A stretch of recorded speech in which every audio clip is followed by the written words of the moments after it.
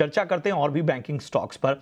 यहाँ पर axis bank को आपके सामने लेकर आएंगे और इसके साथ ही इसी कड़ी में हम बात करेंगे आईसीआईसीआई बैंक की और बैंक ऑफ महाराष्ट्र और इसके साथ ही सिटी यूनियन बैंक। तो ये चार अहम स्टॉक बैंकिंग स्पेस से city union bank, ICICI bank, axis bank और बैंक ऑफ महाराष्ट्र।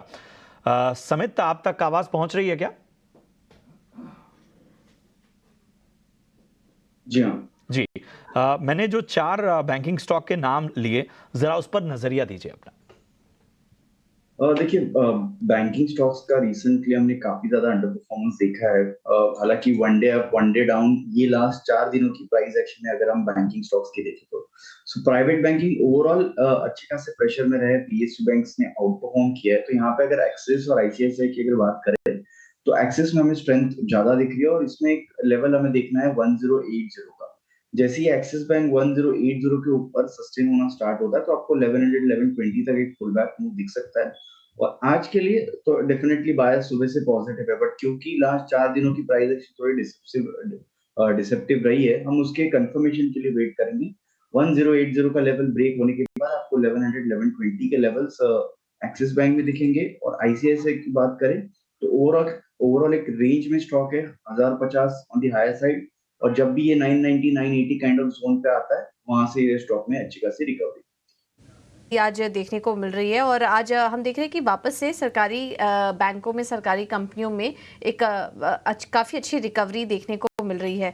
कपिल, हमने देखा था कि सरकारी कंपनियां टूटी भी थी काफ़ी सारी, लेकिन अब आज ये जो रिकवरी आ रही है, कोई स्टॉक है जो कि आपको अच्छा लग रहा है इन स्तरों पर? कंपनी भी है। तो आज का जो माहौल हमें देखने मिल रहा है कि आप बैंकिंग स्टॉक्स आपका चल रहा है, तो बैंकिंग स्टॉक में जो पब्लिक सेक्टर बैंक्स है तो वहां पे भी थोड़ा सा बहुत हमें ट्रैक्शन देखने मिल रहा है। तो यहाँ पे पीएनबी का स्ट्रक्चर इतना ज्यादा इसमें डैमेज नहीं मिला हुआ था, लेकिन जो भी टेम्पररी करेक्शन आया था तो स्टॉक प्राइस ने यहाँ पे एक सपोर्ट लेवल लिया था और उसके बाद में ऊपर में मूव करा है। तो पीएनबी एक रडार में रहता है 122 के लेवल से, और इसके स्टॉप लॉस कहाँ ना कहाँ पे 117 का आएगा, और ऊपर में 130 से लेके 132 के टारगेट हमें देखने मिल पाएंगे। और दूसरा जो स्टॉक है वो आरवीएनएल करके है। तो आरवीएनएल के काफी टाइम से एक ट्रैजेक्टरी रही हुई है कि स्टॉक प्राइस जब भी इसने करेक्शन दिया हुआ है तो अपने 50 पीरियड मूविंग एवरेज पे स्टॉक ने सपोर्ट लेवल लिया हुआ है, और आज वहां से स्टॉक फिर से 7% जितना ऊपर में बाउंस किया हुआ है। तो आरवीएनएल में भी एक ट्रैक्शन में हमें देखने मिल सकते हैं, 246 के लेवल पे है, और इसका इमीडिएट अपसाइड मोमेंटम 267 तक का पॉसिबल है। तो इस वक्त अगर हम सरकारी स्टॉक्स की बात करें तो आज लगातार ईटी नाउ स्वदेश सरकारी कंपनियों पर आपके सामने बेहतरीन एनालिसिस लेकर हम लेकर आए। इसके साथ ही तमाम स्टॉक्स पर भी हमने चर्चा की, और इसी कड़ी में हम हर शो में सरकारी स्टॉक्स पर जो है चर्चा वो लगातार बरकरार रखे हुए हैं। जैसा आपने कपिल को भी सुना, उन्होंने पीएनबी और आरवीएनएल पर जो है पॉजिटिव नजरिया दिया, और उनका साफ तौर पर कहना है कि पीएनबी की बात करें तो 130 से 132 तक के लक्ष्य यहां से हासिल हो सकते हैं। आरवीएनएल में 267 तक के लक्ष्य यहां पर आसानी से हासिल हो सकते हैं, जिस तरह के संकेत मिल रहे हैं। चलिए, स्टॉक्स पर इस वक्त फोकस हम करेंगे, और इस बीच जरा जीआर इंफ्रा पर एक नजरिया लेते हैं, और इसके साथ ही गैलेक्सी सर्फैक्टेंट्स पर भी राय लेते हैं, और इसके साथ ही कल हमने भारत फोर्ज पर भी एक नज़रिया लिया हुआ था। आज भी ज़रा इस पर एक ताज़ा व्यू लेने की कोशिश करते हैं। Kapil, Bharat Forge, GR Infra, क्या आपकी सलाह होगी?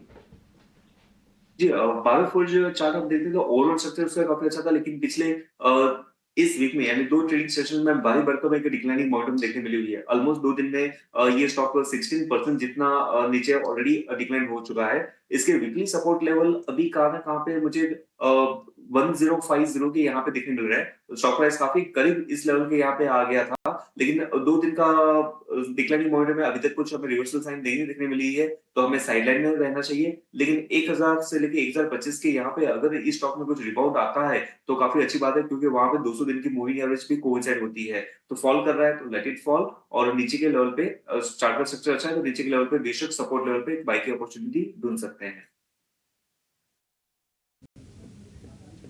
स्टॉक्स पर इस वक्त फोकस हम करेंगे, और इस बीच ज़रा जीआर इंफ्रा पर एक नज़रिया लेते हैं, और इसके साथ ही गैलेक्सी सर्फैक्टेंट्स पर भी राय लेते हैं, और इसके साथ ही कल हमने भारत फोर्ज पर भी एक नज़रिया लिया हुआ था।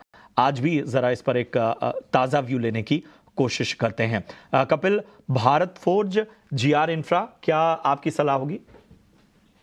जी भारत फोर्ज चार्ट आप देखते हैं तो ओवरऑल स्ट्रक्चर उसका काफी अच्छा था, लेकिन पिछले इस वीक में यानी 2 ट्रेडिंग सेशन में भारी भरकम एक डिक्लाइनिंग मोमेंटम देखने मिली हुई है। ऑलमोस्ट 2 दिन में ये स्टॉक 16% जितना नीचे ऑलरेडी डिक्लाइन हो चुका है। इसके वीकली सपोर्ट लेवल अभी कहाँ ना कहाँ पे मुझे 1050 के यहाँ पे देखने मिल रहा है। स्टॉक प्राइस काफी करीब इस लेवल के यहाँ पे आ गया था, लेकिन 2 दिन का डिक्लाइनिंग मोमेंटम में अभी तक कुछ हमें रिवर्सल साइन नहीं देखने मिली है, तो हमें साइडलाइन में रहना चाहिए। लेकिन 1000 से लेके 1025 के यहाँ पे अगर इस स्टॉक में कुछ रिबाउंड आता है तो काफी अच्छी बात है, क्योंकि वहां पे 200 दिन की मूविंग एवरेज भी कोइंसाइड होती है। तो फॉल कर रहा है तो लेट इट फॉल, और नीचे के लेवल पे चार्ट का स्ट्रक्चर अच्छा है तो नीचे के लेवल पे बेशक सपोर्ट लेवल पे बाई की अपॉर्चुनिटी ढूंढ सकते हैं।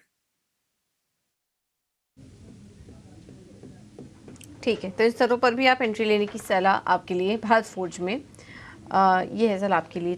डिफेंस सेक्टर पर ज़रा अपना नज़रिया दीजिए। यहाँ पर हम देखें HAL, अगर हम देखें, या फिर हम कोचीन शिपयार्ड देखें, मझगांव डॉक देखें, क्या नज़रिया बन रहा है आपका?